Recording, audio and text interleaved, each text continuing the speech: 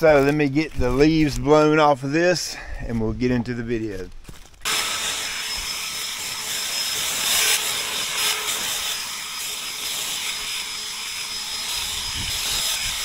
So I'll be doing an update on the well situation here pretty soon. They're actually gonna dig tomorrow. This is the second well, and really depends on what happens there, if I even do anything else out here or not, because Tammy and I'll have some pretty tough decision to make once we find out what this well is going to produce. So as soon as I get the info on that, I'll do a video and update everybody. So here we got the GCI turf type tile fescue, Kentucky bluegrass right here, and perennial rye right here. The purpose of doing this was to find out what covering is going to produce the best uniformity in germination. So we'll just start right here. Now, pay no attention to that. Those are deer tracks. So obviously we can't include that in the testing because the deer jacked that up. You can really see the footprints down through there on the shorter bluegrass. But we'll start right here and we're going to go right down the ryegrass line so you can look and see the difference in each one of them.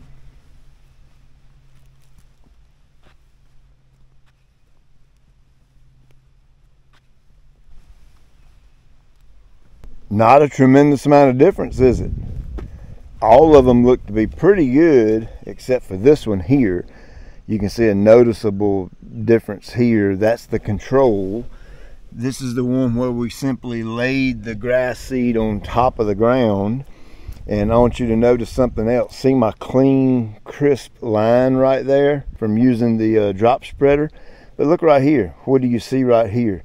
See where the seed is washed down in these areas? That's because it had no covering on it.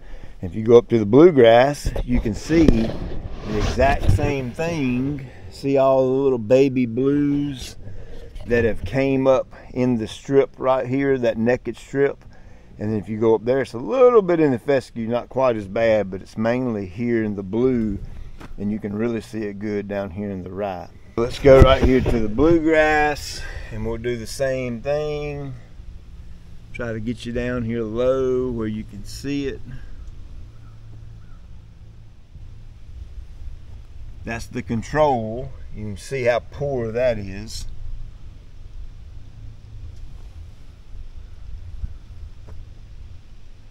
You can see my deer footprints are getting kind of bad right there.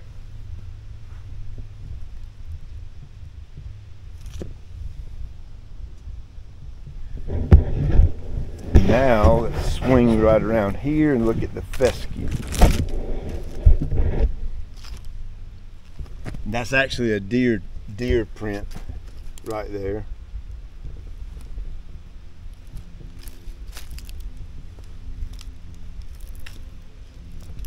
There's the control. You can see all the thin areas in the control.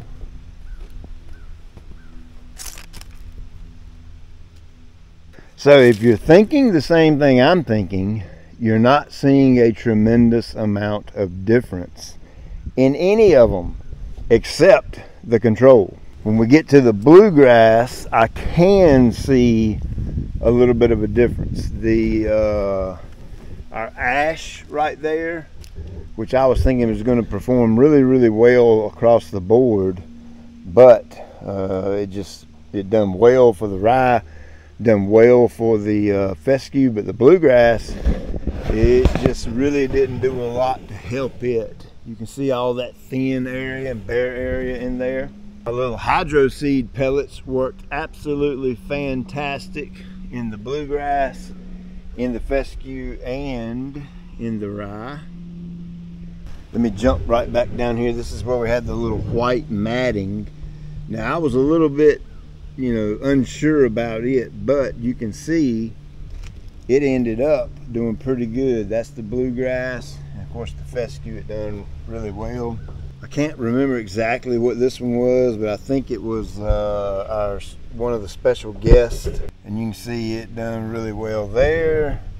It done okay with the bluegrass, not really well.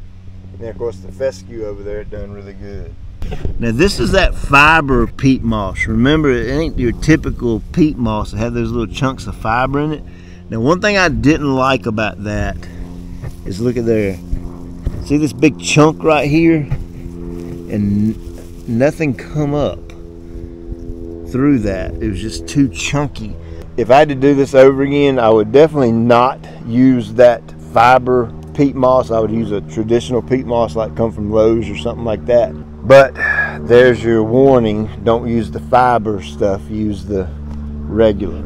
And here's the dirt God gave us. And you can see it done really well with the ryegrass, done really well with the fescue, and with the bluegrass it actually done really well too, but I just didn't get quite as much germination here. The uniformity on the bluegrass looks good, but it's just not as much germination as the rest. Why? I don't know. I have no idea. And here's another special guest right here. You can see this, it's one of those matting type materials that deteriorates, and you can see right there it's on its way out. But as far as uniformity in the rye, minus the footprint from the deer, you can see it done really well. With the bluegrass, I think I'm gonna have to say it's almost the best for the bluegrass. It's a real close race between this matting for the blue and then the hydro pellets down there. Those are neck and neck, I'd say. But I'd almost say I'd give it to this one by a slight margin. And of course it done well with the fescue too.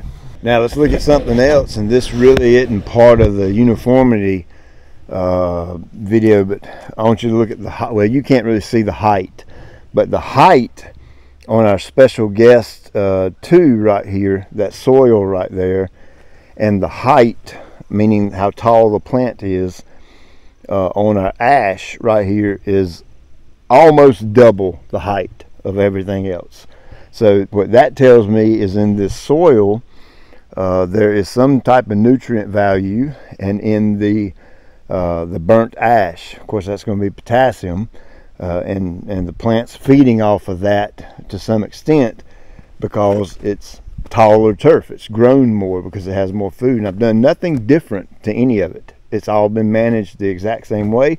Hopefully you can pick this up on camera, but if you also notice the color, can you see the difference in the block of color right here on the ash as opposed to the rest of it? Now you could almost say, well, you're seeing some of the black down under it and it's making it look darker, but I don't think that's the case. I think the actual turf grass itself is darker because it's had some form of nutrient. When you come over here to the fescue, you can see the fescue is just darker as well, and it's the same for right here. You can see that strip right there is just a little bit darker than everything else, which I find to be pretty cool. So what's the point of the video? Well, the point is get your water right. That's the point. All of these worked really well. Some I saw quicker germination than others, so that could have a role in which one you choose to use. I'm a patient guy. I kind of know the process. I've done this hundreds and hundreds of times, so I know the length of time it takes to get to this point. I would say that we've had full germination. There's no other seed out here that's going to germinate.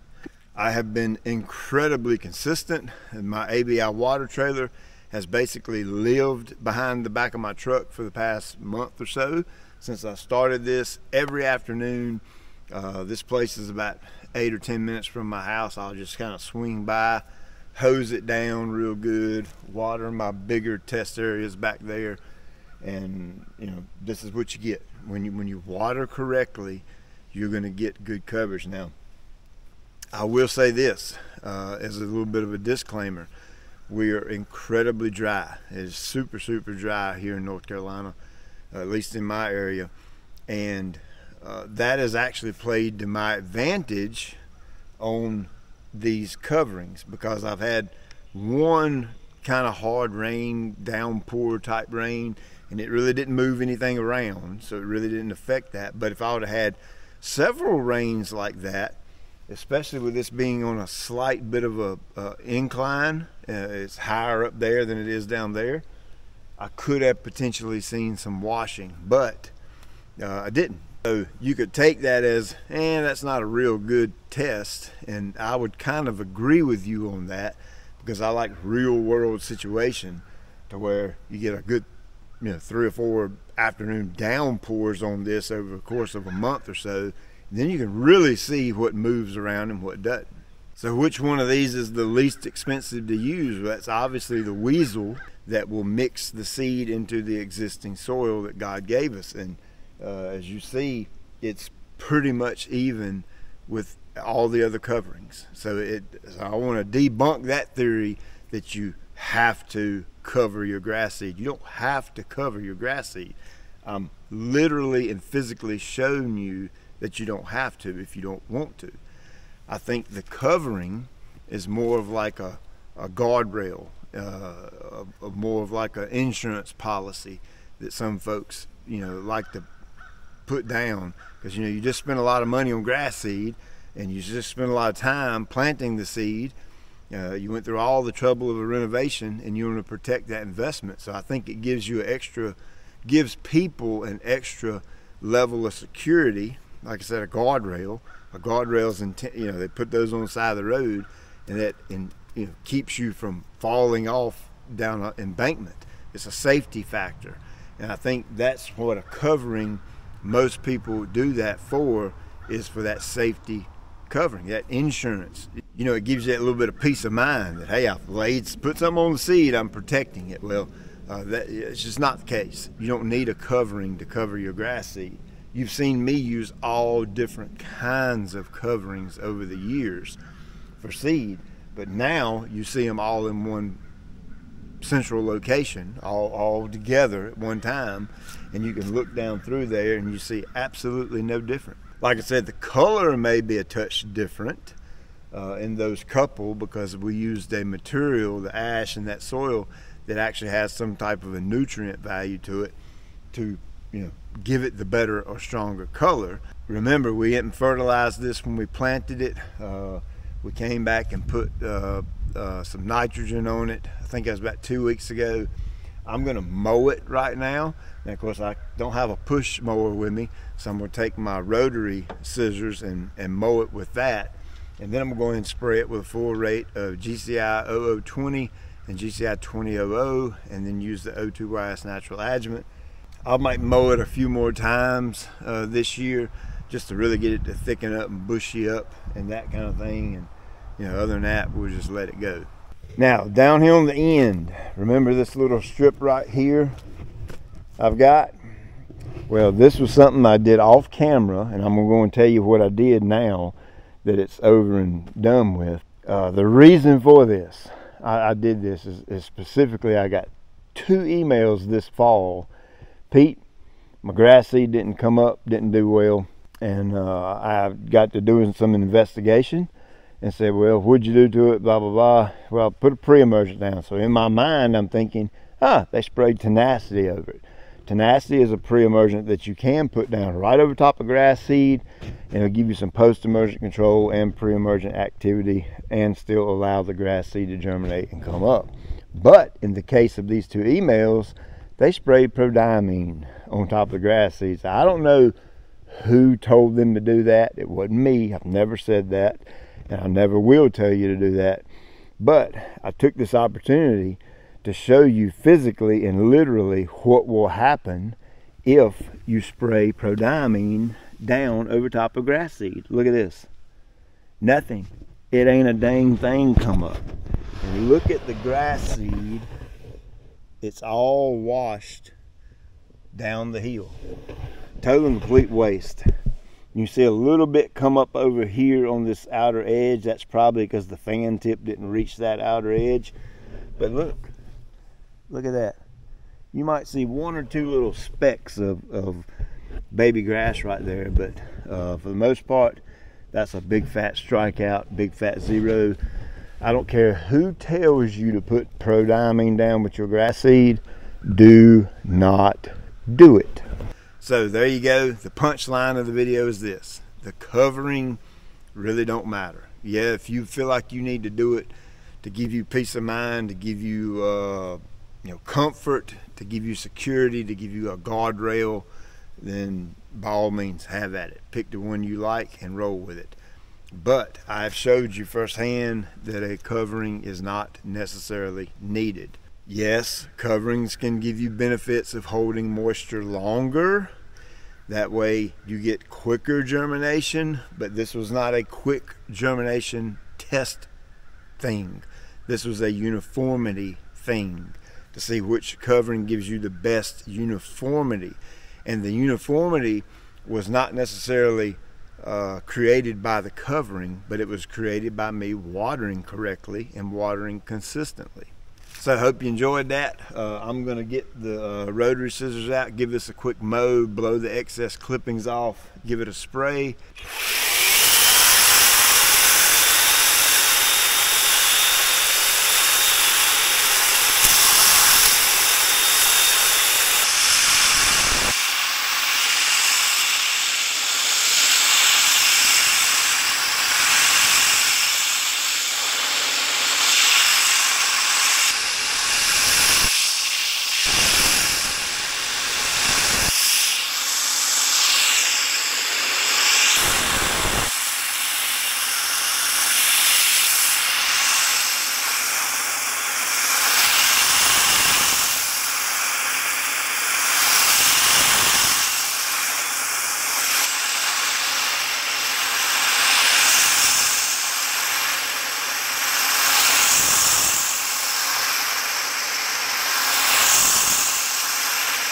All right, got it mowed, got the clippings blowed off. Here's the GCI 2000 and GCI 0020 and the natural adjuvant.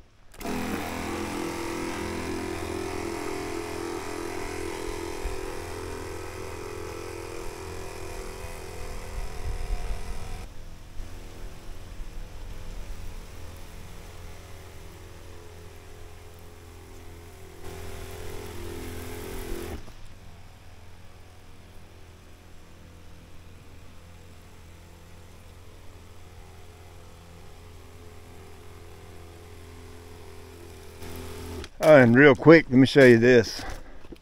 Look at there. Man, it looks good.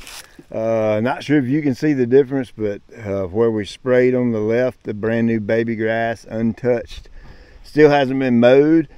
The grass blades are already thickening up and widening up. And then you can see this is a whole lot different color than this over here.